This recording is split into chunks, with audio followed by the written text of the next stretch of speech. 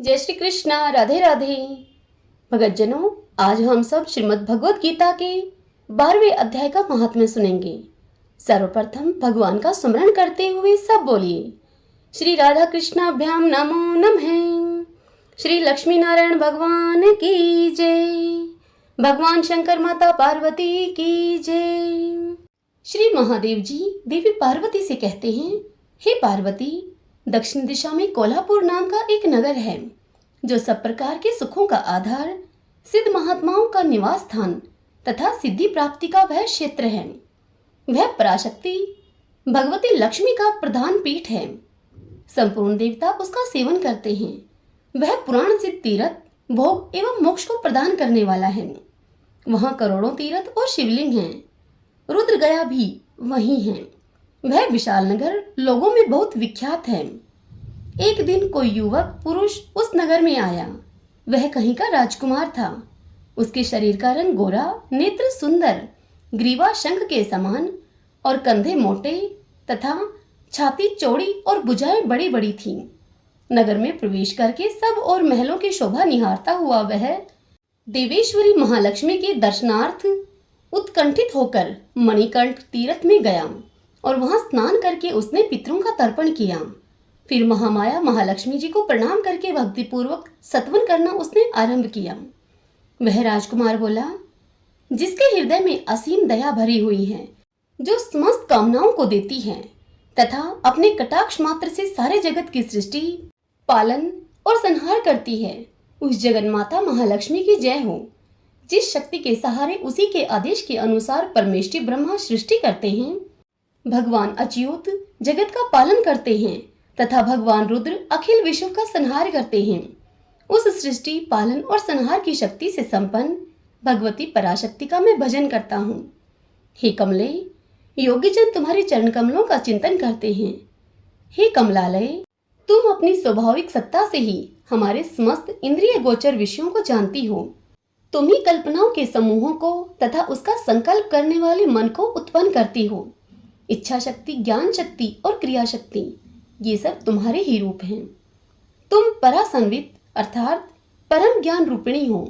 तुम्हारा स्वरूप निष्कल, निर्मल, नित्य, निराकार, निरंजन, अंतरहित, आतंक शून्य, आलंबहीन तथा निरामय है।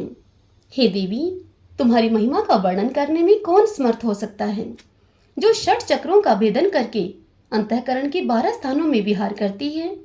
अनाहत ध्वनि, बिंदु, नाद और कला, ये जिसके स्वरूप हैं, उस माता महालक्ष्मी को मैं प्रणाम करता हूँ।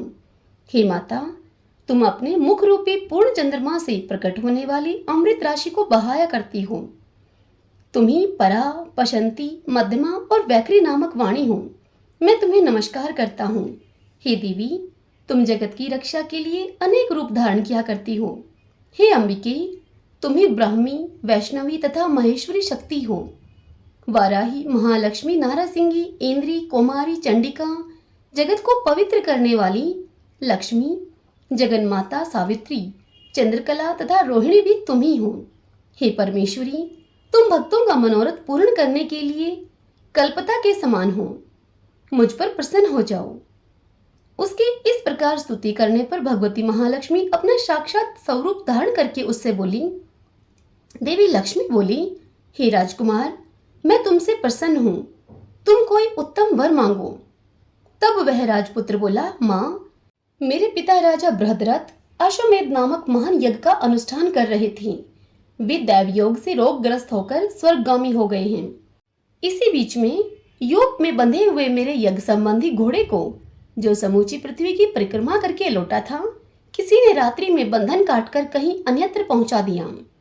उसकी खोज में मैंने कुछ लोगों को भेजा था, किंतु वे कहीं भी उसका पता न लगाकर जब खाली हाथ लौट आए हैं, तब मैं सब ऋतुजों से आज्ञा लेकर आपकी शरण में आया हूँ। हे देवी, यदि तुम मुझ पर प्रसन्न हो तो मेरे यज्ञ का घोड़ा मुझे मिल जाए, जिससे कि यह यज्ञ पूर्ण हो सके। तभी मैं अपने पिता महाराज का ऋण उतार सकूंगा। शरणागतों पर दया करने वाली जगजननी लक्ष्मी, जिससे मेरा यज्ञ पूर्ण हो जाए, वह उपाय करें आप। भगवती लक्ष्मी ने कहा कि हे राजकुमार, मेरे मंदिर के दरवाजे पर एक ब्राह्मण रहते हैं, जो लोगों में सिद्ध समाधि के नाम से विख्यात हैं। वे मेरी आज्ञा से तुम्हारा सब काम पूरा कर देंगी। महालक्ष्मी के इस प्रकार कहने पर राजकुमार उस स्थान पर आए जहां सिद्ध समाधि रहते थे। उनके चरणों में प्रणाम करके राजकुमार चुपचाप हाथ जोड़कर वहां पर खड़े हो गए। तब ब्राह्मण ने कहा कि तुम्हें माताजी ने यहाँ भेजा है।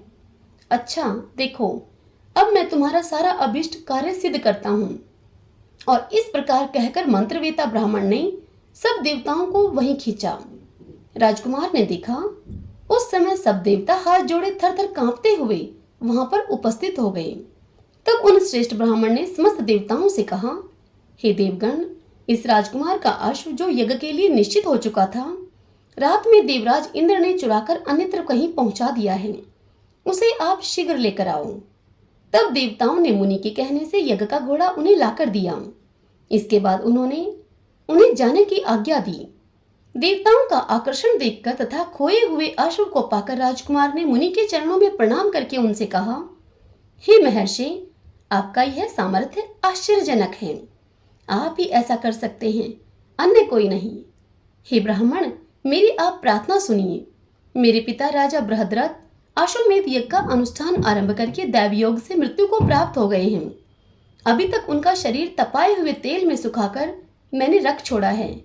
हे साधु श्रेष्ठ, आप उन्हें पुनः जीवित कर दीजिए। यह सुनकर महामुनि ब्राह्मण ने किंचित मुस्कुराकर कहा, चलो, जहां यज्ञ मंडप में तुम्हारे पिता मौजूद हैं वहां चलो। तब सिद्ध समाधि ने राजकुमार के साथ वहां जाकर जल अभिमंत्रित किया और उसे उस शव के मस्तक पर रखा।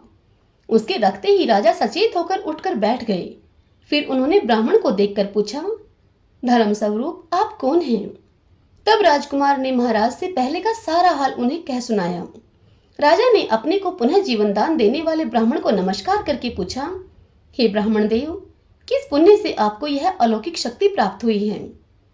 उनके यूं कहने पर ब्राह्मण ने मधुर वाणी में राजा से कहा, हे राजन, मैं प्रतिदिन आलस्य रहित होकर गीता के 12वें अध्याय का जप करता हूँ।